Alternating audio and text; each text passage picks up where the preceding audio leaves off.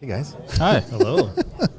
We're back on the Canadian Concrete Expo. Somebody get this guy another beer. I know. Need a first beer is what's going on. It's been a long day, man, but Yeah. I'm glad that you guys are back on the mic. It's good to see you. It's always good to see you guys. Thanks for having us. Thanks for coming back on the mic and such short notice. And how's the show been going on? Walking around? It's been fun. There's Been a good? lot of Good lot turnout? Of equipment.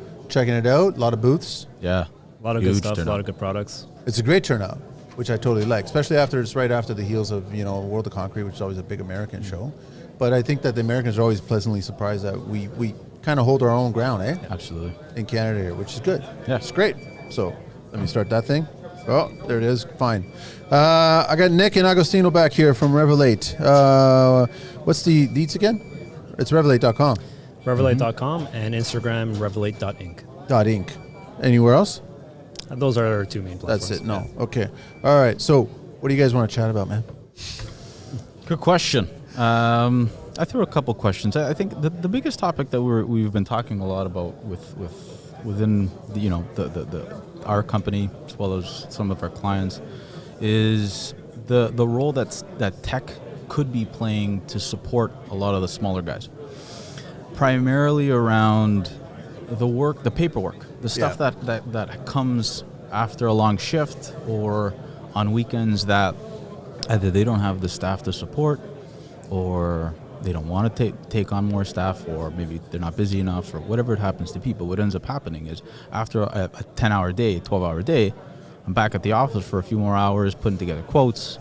Even at the start of the day, they're already thinking that, right? Yeah, So you're all the adding administrative stuff that people hate doing and don't have the time to do and always push off. But are you guys, we just did a show recently, and it was like you're hearing the younger generation of tradespeople embracing this tech and having a hard time getting the older generation of tradespeople not embracing this tech. And how do we change that guard? I think that's a great question. Like, how do we do that? That's the question. Because I play both, like where it's like I'm the old guy, I understand it, but I also embrace new ideas, but I may not absorb them as quickly as a younger person will, right?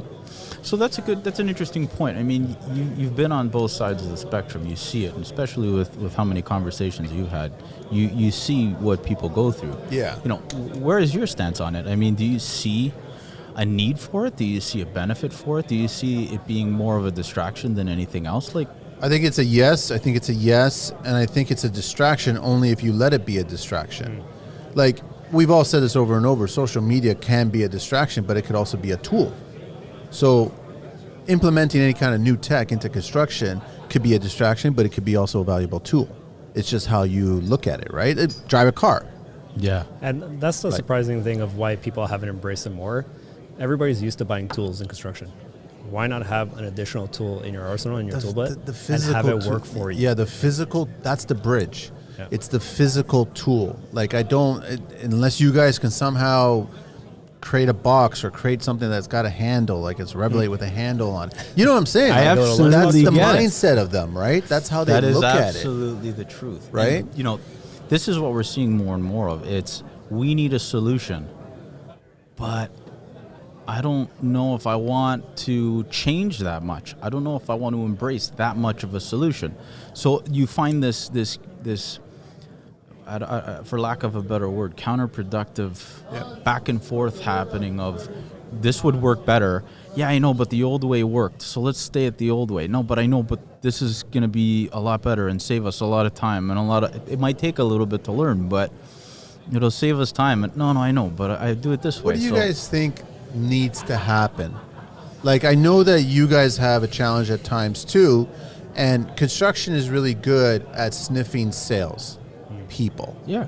Right? But the thing is, to be very honest, we need the salespeople to speak to the tradespeople. We need to have a connection there regarding that conversation. But for some weird reason, you get the tradespeople on guard, right? Unless it is that old way of doing things, right? We find it's more a separation thing. I think what you're describing, Manny, is what could be the differentiator, the straw that breaks the camel's back, if you will. It's, I need to recognize that I can either do this by myself forever or start looking for a different way to do it. And I think part of the problem is there are a lot of cool products out there that support the function we're talking about, that support the challenges that these guys have. But I don't know if it's readily available to the smaller guy, to the handyman, to the guy that has that tight crew that the owner's still on the tools, pretty well doing all the paperwork, because either it's price or it's complexity, because a lot of these things, they're really cool, but you know, it's not the easiest thing to just flip on and go. So I think that's where the real change of the guard has to happen, because you need somebody that has the capacity to understand and tolerate the learning curve of using tech, and then incorporate it in the way that they do business, so that for the owner, it's not you just went from night to day and you expect me to run my business like this cold. It's not that kind of transition. So I think it's the challenge with that is the change of the guard isn't going to happen overnight. It's not the flick of a switch. I was just going to say that you guys are not like an Uber or a drive-through. It's not a matter of like, I'm going to call you guys up, I'm going to email you and go, okay, I want to see results tomorrow. It doesn't work that way. You want to change a company culture, Mm-hmm. it takes how long? There's no number associated with that, but it ain't going to happen overnight. That's right. But you need to start already implementing little steps to change it. Simple as that, right? That's where you guys come in from. Yeah. And you know, this is why we're excited to be here today. We built something. Yeah. To solve the problem.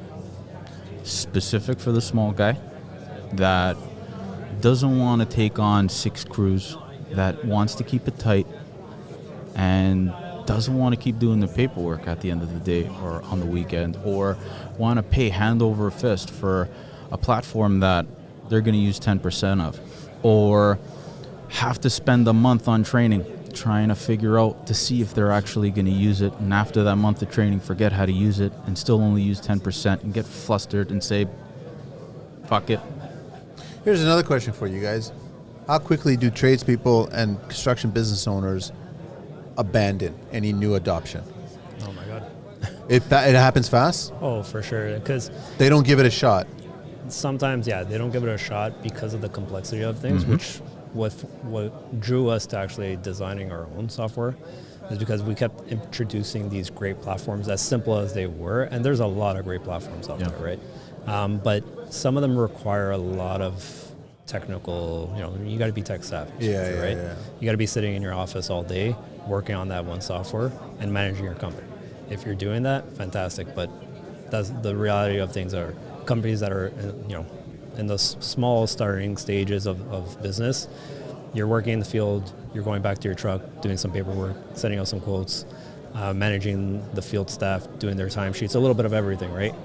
So much, man. Oh my God! Even if you're not small and you're mid-level and big, there's so many moving parts that are happening during the day.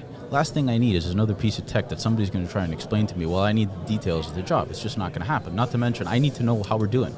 How we're doing on this job. Sorry, I can't. Give me a second. I got to put together a spreadsheet. It's pandemonium. So what we've done, Manny, is we brought promo codes. Yeah. So QR codes that the viewers that joined the CCE and are watching. They're walking by. They can grab one. They'll grab one, and they'll be able to access the link on YouTube, exclusive to the first 50 signups. Yeah. A 15-day free access trial to something that takes care of everything after estimation, the click of one button. That simple, not complicated, as easy, and ideally what we wanted to do, and it's something that was brought to us by a mentor. They said, look guys, what you guys do can change infrastructure, but to replicate and multiply you guys from a scalability standpoint is very difficult. Yeah. You can train a lot of people, but look how many people you can help and how long it's going to take you to help that many people. So if you guys can replace you have something scalable. It's hard for them to do that, though. Exactly. But the thing is, the moment you start speaking to them and letting them know that at some point you're going to have a step out of this business, and whether you decide to hand it down to somebody, whether it's being passed over to a family member or an employee that's done really well and improved the business, it's going to be handed off. but you want to hand it off to a point where it's actually legitimate. Like it makes a lot of sense that now it's a well-oiled machine running, and now all you got to do is just work on marketing. Exactly. At It's that point, sustainable, sales, it's profitable. sustainable sales is what's going to Exactly. happen, right? Exactly. Yeah. And that's the point. It's remove all of the obstacles that are preventing you from being a sustainable business, because that's what Revelate focuses on. It's not it really isn't supposed to be very complicated. What's preventing you from making the most profit? Something we also talk a lot about is the difference between a profit Yeah. and a markup. A lot of these guys, as long as there's money in the bank, I'm okay. Yeah, but you only made 13% profit on that job. And if you don't make 18, you didn't make any money. But you're also getting guys that are out there just barking, saying that you should be charging 3 times what you're charging. You should be making 3 times what you're making. It's easy to bark those orders, but it's not reality when you're not in that estimating process and dealing with the customer, right? And sure. we find also throughout the actual job, nobody's tracking essentially those job costing functions, how your team is doing, how efficient are they, because you might actually be profitable at the end of the day, but you could have been more profitable if you've actually managed and tracked all those analytics that go into place with how efficient your team was on that job compared to how you estimated the project. Yeah. So We've having talked about this too all those many. details Maybe you shouldn't have tracked. taken the job in the first place. Well, that's okay. That's the cardinal rule when it comes to construction. Any new tradesperson that comes into the business, it's just yes. Yeah. I got so much work. I got all kinds of work. I'm busy. I'm busy. But it takes one to just tip the scales into the negative manner when you should have been focusing on what your business culture was supposed to be. Grow it on paper. Grow it on when you are being asked, what's your business really about? Well, I swing a hammer. No, that's not what you're really business. That's not what it's about. You need to figure out what it is on paper first. Once you figure out that business culture, then you're ready to start saying yes or no. Simple as that. So it's about educating. Yeah. Because, and that's another big thing that we see. A lot of these businesses are handed down, or they're passed down, or they're passed on, or you know what? It's what I know. It's what my family does. So I'm going to get into it too, and I'll figure it out. But what is needed is a guidance system, and that's essentially what we created: is follow the guidance system, listen to the signals when it says that you're undercutting yourself, or you're spreading yourself too thin on the site, or this price is a little bit out of control. Revisit your strategy. It's designed to make sure that you're running a sustainable business until, like you put it, it's in cruise control. And now, once it is, you still have the tool. Everything is still absolutely cruise control. And if the exit is the game plan, here you go. Here's the keys. Here's a thought for you guys. It's like, you probably have heard this over and over. How did we price our first jobs? Right? Like, everyone who's listening, how do we price our first jobs? Well, this was the cost of the material. This is how I think how long it's going to take. This is how many guys I need. Like, that's how you started putting the prices together. If you start analyzing your business through what you guys are talking about, you start calculating exactly what your worth is, not what you need to price the job. Those numbers are 2 different things. And I think it's okay to start off like that. If you need a you need a baseline, right? You start off that traditional way, but then start tracking those metrics of were you right within that first estimate? Because that's huge. Yeah. Because when you walk, the last thing you want to do is spend, especially some of these jobs. Because if you got to be, quoting 4 or 5 jobs in a day or in a week, and you got to be on the tools as well, and you got an emergency or whatever it happens to be, the last thing you need to do is be on site and try and figure out something for 4 hours. So we get that, but just to have a barometer to see how close or how far off things are before you say, let me send this out and let me make a promise, because now. You can appreciate this industry is about reputation. Yeah. So now that my reputation's out there, I want to make sure that I'm putting the best foot forward so that there's a fair transaction. Because there's nothing wrong with making money so long as the result is there and you're being fair about it. Because ultimately, they got to make a profit, otherwise they can't help anybody. Yeah. And the client needs to get good work, otherwise they're not going to trust anybody. And whatever they have is going to fall apart. Full stop. This industry builds everything. Well, what I like is, like, you guys are starting to educate tradespeople to understand that there's an answer behind the price that you're presenting. Exactly. It's not about those three things at the beginning where I was just mentioning. It's like how much material is, how much I want to make, and what I need is going to give me my price. You guys are educating the tradespeople to understand that here's my answer to why I cost this much. And you can justify it. It's no different than a grocery list where it's like, this is what it all costs, these are the items, but this is the value that I bring. So this is what my worth is. And then I bet you any money, you guys are probably seeing this with companies, the growth starts. Because now you're going in, it's not you're going in on purpose to say no, you're going in to start understanding why you said yes. You know what I mean? It's two different things at that point. Also, your math changes. So Yeah. now instead of putting a 15% markup, you're looking at the math after because the app told you, whoa, time out. That wasn't enough. You're going to get killed. So let's take a second and do the math again. Yeah. And now you're like, oh, you know what? I better revisit this and why.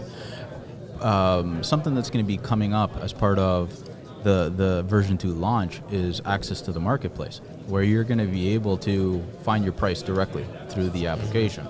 So now, rather than it being a guess, it's a, let me look what I need. Let me make sure that I'm pricing this properly. It's a competitive advantage at that point. Now, it's no guesswork. Yeah. You can do what you need to do properly. You can apply the figures that you need to do properly. Everybody is above board. More importantly, timely. You'll be able to get everything done from the site. No more going back to the office. And that's available today. Everything that we're talking about after estimation, you can do in your truck before you leave, before you start it. Yeah. But adding this function, which is something that we hope to have available within the next 8 months, that's where now you have a competitive advantage. With things like that, it's the whole process of being proactive with everything. You know, not just looking back at analyzing of why did I make this mistake or why did it do well. Once you start tracking all those analytics, now you can be proactive, you know, with that price up front, making sure that it's the right one with those alert systems to catch your mistakes before you actually put forth that quote in front of a client. Or to know what changed. How many times guys are quoting jobs and then a week later the price changed and they got killed because they were trying to be lean on the price so they won the job. It's really funny, guys, how like everyone swears in construction how you're always learning every single day. You're always learning every single day, right? And unless it's the cool thing, the tool thing, the job site building kind of interesting thing, you know, you're always learning. But if it's not the business that's growing, if you're not paying attention to the paper part of the business, then are you really growing? Are you really learning? Or is it always an education day? It can't be a partial education day. It's got to be a full education day, right? Absolutely. On all levels of construction. Absolutely. But I guess there's a lot of people in the industry that are just afraid to handle something that they know not that much about. Which is So fair. I revert back to what I know really well, so I'll do that more of waste time, not build my business. And that's Cause why, and effect. and you're absolutely right. And this was something that we absolutely thought out, you know, especially working with Revelate and with our clients, understanding to your point that this thing has to be plug and play. Yeah. It has to be something that they understand already. It has to be something that isn't scary, big, and oh my goodness, this is difficult and complex, and this is I need a team now. I gotta set aside. I gotta get off the tools, and I gotta spend a day at the office Or No. training for 3 weeks. None of that stuff. So I think we have the answer. I know we have the answer. Now it's a function of getting people to see that it's time, to your point, to look at both sides. Yeah. It's not just what we delivered on site. It's to make sure we're delivering back at the office too, so that holistically we're running a sustainable business. It can't be short-term thinking. It has to be how am I profitable on each job, on all jobs? What are my targets? What are my goals? Something we talk about with clients all the time. What are you setting as far as goals for your company? And it can't be make money. Dude, That's no. I don't think they're spending enough time on that, Oh my that goodness. question and answering it. That's a 2-week process. Yeah. Man, because they've never asked that question, and if they do, it's It's napkin math that they have at a bar quickly, and they don't think about it I again. know, but it's funny how you get a lot of people in construction, they have wide eyes, they want to start a business, young or whatever, and they want to build a business. They got all these great ideas, but then it starts to become hard and challenging, and they start giving up. And then what happens? 2-3 years later down the line, maybe somebody younger, somebody older, someone that actually starts to implement certain ideas, certain, I guess, systems. And then that business grows really well, and you're like, well, listen, your business is just a lot like this business from 5 years ago, but this business is no longer running because it didn't want to implement anything. It didn't want to grow. So you got to ask yourself, really, do I want to grow? Like, do I want to build a brand? Manny, 83. So it's funny you bring this up. I ran the math recently. 83% of companies in this country fail because of the financial and administrative side of the business. Oh, I believe that 100%. Within the first 7 years. Yeah, I believe and then that number spikes. So that 20% that make it, half of it disappears within the next few years. So your survival rate past 10 years is negligible. And we're not talking about because the quality or the craftsmanship or the pricing or that. No, it's because their shit wasn't in order. Yeah. And they didn't want to put the extra, and it's not always, because this is important, it's not that they didn't want to, but they didn't know that they had to. It's an afterthought. I'll do it on the weekends. You guys ever get real with some clients and just go, listen, if you don't, this is what's going to happen. That's why it's a 2-week process, man. Because first you actually have to leave them with the thought. It can't just be something you force out in conversation and discovery. Okay, tell me your goals. I don't know what you're asking me. Okay, well, here's what I need you to do. I need you to take this back, and I need you to do this work. Because if you don't do this work, how do we actually build targets and milestones to hit?